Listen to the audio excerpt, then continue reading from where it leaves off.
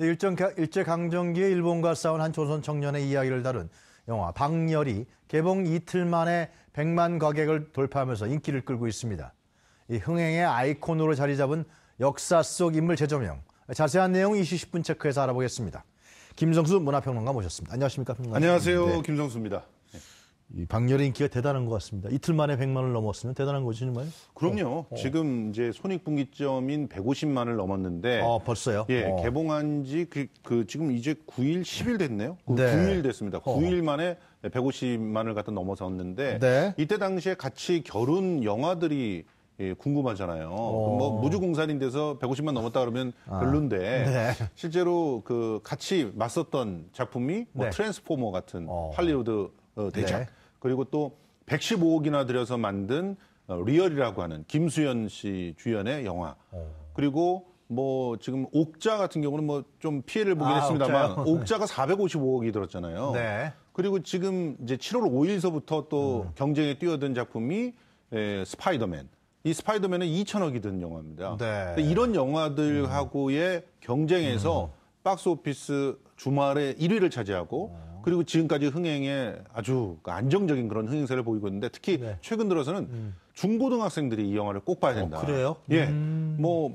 한국의 역사 중에서 근현대사를 공부하는 그런 기회도 된다라면서 적극적으로 추천을 해주기 때문이고요. 네. 또 단체 관람도 그렇게 이제 문의가 쇄도하고 있는 영화라고 하니까 네. 안정적으로 한 500만 이상 뭐 보지 않을까 이렇게 보고 있는데요. 손익분기점이 이게 26억 들었기 때문에 손익분기점이 150만인데 벌써 넘었고요. 네. 앞으로 뭐 한 500만 정도 이렇게 든다고 하면 수익도 상당할 거라고 이렇게 보고 있습니다. 이렇게 인기 흥행이 잘 되고 있는 이유는 뭐라고 봐야 돼요? 몇 가지 이유가 있는데 우선 네. 첫 번째가 이준익 감독은 계속 그 대한민국의 리더를 찾고 있는 그 영화 작업들을 하고 있습니다. 예전에 황산벌서부터 시작해서 도대체 어떤 리더가 정말 이 위기 상황을 돌파할 수 있는 리더냐. 그래서 지난해 동주도 그런 질문을 던졌던 영화인데요. 일제 강점기에 그것도 일본에서 네. 일본의 재판부에 그야말로 통렬한 그런 폭탄을 던진 그런 인물이 있었어요. 이 박열이라고 하는 사람은 18살에 도쿄로 건너가서 대학을 다닙니다. 근데 그것 자체가 뭐 영재성을 보여주는데 네. 간 해서부터 고학생 동호회를 만들기 시작해가지고 계속 단체를 만들어요. 단체를 만들어서 항일 운동을 하는데 근데 이 박열이라는 사람은 특이하게도 이념적으로는 아나키스트입니다. 그러니까 무정부주의자예요. 그래서 일본의 그 정부를 향해서 아주 거대한 도전들을 하는데요. 네. 그때 당시에 관동 대지진이 있었는데 관동 대지진 때 딱 잡혀가서 재판을 받게 되자 일단 가서 주장하라는 게 나는 죄인이 아니다. 양심수다. 너희들은 나를 갖다 법정에 세우지만 나는 죄인이 아니기 때문에 죄인이 아닌 대우를 해달라. 그래서 그걸 다 관철시킵니다. 네. 그래서 뭐 재판관하고 동등한 높이의 자리에 앉게 한다든가 너희들이 그 제국주의의 복색을 입으면 나는 조선의 왕복을 입겠다. 그러면서 관복을 입고 재판을 받는다거나 그리고 조선으로만 얘기를 하겠다라든가 이런 통쾌한 장면들이 곳곳에 숨어 있으니까 관객들이 좋아하는 거고요. 네. 그러니까 숨겨져 있는 역사지만 굉장히 좀 통쾌한 그런 역사를 소재로 다루고 있다. 그리고 두 번째로는 연기가 탁월합니다. 그래요? 지금 이재훈 씨의 연기도 연기지만 네. 가네코 후미코 여사를 맞은 그 최이서의 연기는 정말 놀랄만합니다. 그래서 가서 보시면 네. 입이 딱 벌어집니다. 저 사람이 한국 사람이야? 느낄 정도로 일본말을 너무 잘하고요. 그리고 또 정말 탁월한 그런 그 재판 과정에서 연기들을 갖다 보여주는 부부로 나오는데 네. 실제로 그 가네코 후미코 여사는 박열을 갖다가 사랑했기 때문에 자기도 스스로 재판정에서 조선으로 재판을 받습니다. 그리고 그 세 번째가 이 네. 고증인데요. 정말 완벽하게 그때 당시를 고증을 해냈어요. 사실에 입각한 영화는요. 고증이 잘못되면 신빙성이 떨어지게 됩니다. 그러면 몰입이 떨어지는데 이 박열 같은 영화는 정말 철저하게 고증을 해서 만들어서 이 3박자를 다 갖췄기 때문에 흥행에 성공하고 있다. 이렇게 분석을 하고 있습니다. 평론가님 벌써 보셨을 거 아니에요? 그렇죠. 저 안 봤는데 이번 주말에 좀 봐야겠습니다. 예, 그렇습니다. 평론가님 말씀을 들어보니 꼭 봐야겠다는 생각이 드네요. 꼭 봐야 될 영화입니다. 근데 이 박열이라는 이렇게 일제강점기 독립운동을 주제로 한 영화 외에도 그전에도요. 뭐 밀정이라든가 예. 그런 역사 어떤 그런 그 영화가 상당히 또 흥행을 일으켰잖아요. 참 이 재밌는 게 네. 일제 강점기를 다룬 영화들은 굉장히 많이 늘어나고 있습니다. 이때가 정말 비주얼이요. 네. 굉장히 독특한 비주얼이 나올 수 있잖아요. 사실 일제강점기라고 하면은 실제로 조선시대의 복색과 조선시대의 거리인데 거기에 신문물들이 들어오면서 굉장히 독특한 모양새를 갖고 오게 됩니다. 뭐 양복이 등장하고 또 차가 등장하고 뭐 그러면서 그 한쪽에는 네. 가마가 있고 그러니까 비주얼적으로 굉장히 독특한 그리고 또 새로운 그 사상과 과거의 그 사상들이 만나면서 굉장히 심각한 갈등들이 있죠.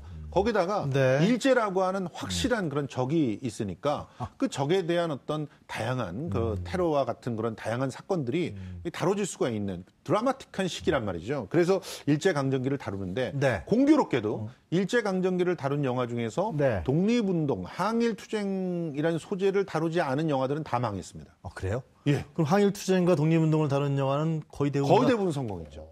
그러니까 일제강점기를 보면서 네. 그 강점기를 다루되 나름대로의 의식과 메시지를 품고 있는 그런 영화들은 흥행에 성공했다는 것에 반해 네. 그야말로 그냥 소재적으로 쓴 네. 영화들 뭐 모던보이라든가 이런 영화들은 다 망했다는 걸 보면 네. 기본적으로 일제강점기를 반추하는 그런 대중문화의 어떤 다양한 그 시도가 네. 어떤 입장에서 이루어져야 되는지를 대중들은 알고 있는 거죠. 그러니까 쓸데없는 짓 하지 말고 재미로만 소비하지 말고 그 일제라고 하는 시대에 대해서 너희 나름대로의 철학과 비전을 보여다오. 이게 바로 우리 관객들이 그 감독들에게 또 영화계에 요구하는 그런 명령이다 이렇게 볼 수가 있는 겁니다. 네. 그래서 지금 보면 암살, 밀정, 귀향, 동주 이런 영화들은 다 성공했어요. 아가씨도 그런 배경이죠. 뭐 사실 아가씨는 그 안에서 독립운동은 아니더라도 독립운동은 아니지만 그 안에 있는 그런 그 여성에 대한 그런 왜곡된 의식들을 그 여성의 사랑이라고 하는 형태를 통해서 그러니까 아주 신랄하게 비판했다고 볼 수 있거든요. 네. 남성 중심주의의 군국주의 그리고 그 군국주의에 편승해서 돈을 벌고 있는 그런 쓰레기와 같은 당시의 기득권들을 네. 여성들이 아주 통렬하게 복수하는 그런 장면들이 나오지 않습니까? 이제 그런 모습들이 그려지면 성공을 하고 그렇지 않으면 실패했다 이렇게 볼 수가 있습니다. 그리고 이 역사물이잖아요, 이게. 예. 역사 속에 실존했던 아니면 실제하지 않았던 가상의 인물이든 간에 네. 역사 속의 인물들을 소재로 해서 영화를 만들었다는 또 특색이 있지 않습니까? 그렇습니다. 네. 그래서 이 일제 강점기를 다룬 영화 중에서 흥행에 성공한 영화들을 다 이렇게 공통점을 한번 보면 1차적으로는 숨겨져 있는 그 일제 시대 때의 그 어떤 역사를 복원하는 성격이 있는 영화들은 대부분 네. 다 성공을 했고요. 동주 같은 영화가 그렇고요. 네. 귀향 같은 영화가 그렇다고 볼 수 있습니다. 그리고 또 대부분 여성적 시각에서 그려낸 영화들이 대부분 성공합니다. 그러니까 너무 남성적인 시각에서 그려내는 영화들은 오히려 일제강점기의 왜곡을 갖다가 보여줄 수 있다는 측면에서 이제 암살 같은 영화, 밀정 같은 영화들도 보면은 굉장히 여성적인 시각들이 많이 들어가요. 그 남자들이 많이 그 나오지만. 광복군의 그 여자 누구죠? 그분이? 예. 그렇습니다. 지금 암살 같은 경우도 주인공이 여성이잖아요. 맞아요. 예. 예. 그리고 또 밀정 같은 영화는 주인공이 남성이지만 거기 안에서 송강호 씨가 그 연기하는 걸 보면 사실은 이곳에도 끼지 못하고 저곳에도 끼지 못하는 그런 그래서 양쪽으로부터의 어떤 고통들을 당하는 그런 입장들을 잘 보여주고 있거든요. 그때 그런 우리 국민들이 예. 분명히 있었을 겁니다. 그렇습니다. 그럴 수밖에 없었던 상황이었을 거예요. 그래서 그 시각은 남성적인 시각이라기보다는 여성적인 시각에서 접근에 들어간 부분들이 많다 이렇게 보고 있는데요. 네. 뭐 그 외에도 동주 같은 영화도 아주 다분히 여성적인 영화라고 감동적이었어요. 볼 수가 동주 있죠. 영화 저도 봤는데. 예, 그렇습니다. 그래서 그런 그 공통점들이 있다는 것이고 그리고 세 번째로 탁월한 연기력. 그러니까 연기력이 탁월한 작품들이 역시 살아남는데 그 보면 일본어를 갖다가 완벽하게 구사하는 그런 송강호 씨라든가 네. 뭐 또 공유 씨라든가 이런 사람들 그리고 또 아주 매력적인 그런 자기만의 캐릭터를 만들어낸 뭐 아가씨라든가 이런 작품들은 성공을 하는데 연기력이 좀 처진다 싶으면은 제대로 그 흥행에 성공을 하지 못하는 모습들을 보이기 때문에 이 일제 강점기를 예. 다루는 만큼 책임감이 어깨에 아주 무겁게 그 영화에 나오는 그 좀 아까 이제 배우들 있지 않습니까? 그렇습니다. 뭐 성광호 씨라든가 일본어를 이렇게 능수능란하게 하는데 예. 뭐 실제로 그럼 한 뭐 1년 6개월 전부터 그렇게 열심히 배우는 건가요? 그렇죠. 지금 이제 쉽지 않을 텐데 이번에 말이죠. 그 화제가 됐던 최희수 씨 같은 예, 경우는 예. 원래 아버지가 해외 주재원이었대요. 그래서 아버지를 따라서 여러 나라를 돌아다니면서 네. 4개국어를 완벽하게 소화합니다. 그래서 이미 일본어 연기를 할 수 있는 탁월한 언어 능력이 있었던 거고요. 네. 송강호 씨 같은 경우로 일본 말을 갖다가 공부를 하기 위해서 열심히 개인적인 지도도 받았다라고 하고 네. 그렇기 때문에 이런 노력들이 고스란히 우리들에게 이제 감동으로 다가오게 하는 것이죠. 뭐 하여튼 그 인류 A급 영화 무빙 스타 되려면은 이게 뭐 단순하게 연기만 잘해서는 타고난 연기, 선천적인 연기 갖고는 이게 안 되는 것 같아요. 그렇습니다. 아주 후천적인 노력들을 많이 하는 것 같은데요. 자, 그러나 역사를 또 왜곡한 영화들 좀 있었죠. 그렇습니다. 네. 대표적인 영화가 이제 덕혜옹주 같은 영화인데 덕혜옹주는 굉장히 매력적인 주인공이에요. 덕혜옹주 자체가 네. 사실 마지막 조선의 공주로 태어나서 암울한 시기를 보내다가 일본 사람과 결혼을 하고 그것도 일본 귀족과 결혼을 했는데 네. 정신병을 앓았단 말이에요. 네. 그래서 나중에 덕혜옹주를 갖다 돌아오게끔 하는 것 자체가 어떻게 보면은 그 정통성을 갖다가 다시 세우는 그런 작업인 것처럼 여겨져서 그것이 또 역사적으로 굉장히 중요한 작업인 것처럼 그때 당시에는 부각되기도 했단 말이죠. 네. 근데 이 덕혜옹주 자체가 사실 독립운동을 했다든가 뭐 혹은 항일의 정신을 담은 어떤 노래를 만들어서 퍼뜨렸다든가 이런 거 완전히 왜곡이거든요. 사실 일제 당시를 견디는 네. 그때의 그 조선 황실의 모습은 사실은 일부는 그 눈에 띌 만큼의 그런 어떤 항일 운동을 한 분도 있었지만 네.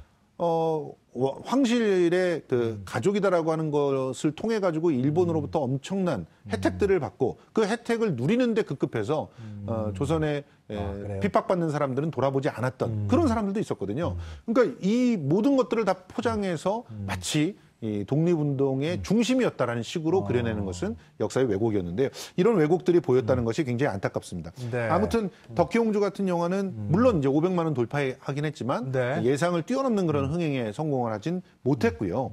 뭐 이런 그 왜곡들에 대해서는 여러모로 관객들이 지탄을 하는 그런 모습들이 있는데요. 아무튼 법적으로 책임질 건 아니지만 그래도 관객들의 마음속에 너무 역사가 왜곡되면 문제가 있다는 점은 지적을 해두고 싶습니다. 그러면서 역사가 사실이라든 고증에 충실해야겠다. 예. 그런 측면에서 박열이라는 영화는 상당히 역사적 고증에 충실했다. 그렇게 평가하시는 거군요. 그렇습니다. 그래서 네. 그런 가치가 또 있지만 실제로 그 영화를 볼 때 너무 또 역사적 사실만 따지면서 보는 것은 문제가 있지 않겠습니까? 그런 암살이나 측면에서 또 밀정은 또 안 그런 측면이 그렇습니다. 있어요. 그러니까 편안하게 보시지만 예. 역사가 뭐가 네. 옳고 뭐가 잘못됐다 정도는 한번 팩트 체크를 통해서 확인하시는 것도 괜찮을 것 그러나 그 같습니다. 암살에서의 광복군의 어떤 그 지금까지 내려오는 맥이라든가 예. 김구 선생님 임시정 문제 이런 것들은 사실상 교육적 측면에서도 굉장히 중요할 거예요. 그렇습니다. 그런 측면에서 이번 주말에는 한번 박열 알겠습니다. 한번 찾아보시는 게 꼭 좋을 것 보도록 같습니다. 하겠습니다. 예, 감사합니다. 고맙습니다. 네, 지금까지 김성수 문화평론가였습니다.